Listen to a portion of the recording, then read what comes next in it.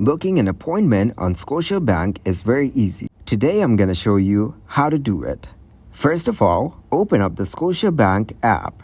Once you get into its site, scroll down a bit and learn how you can book an appointment on Scotiabank.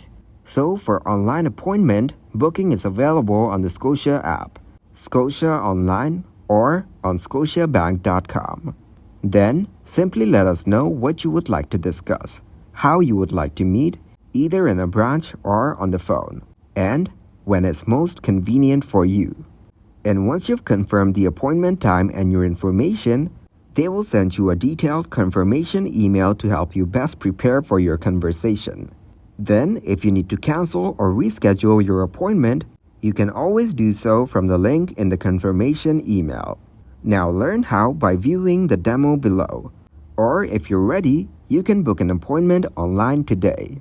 And the other way to book an appointment online is, if you're a Scotiabank customer, you can book an appointment to meet in person or over the phone using the app. Now from the app's home screen, tap on More. Then tap on Contact Us. After that, tap to book an appointment. You can also book an appointment through their website.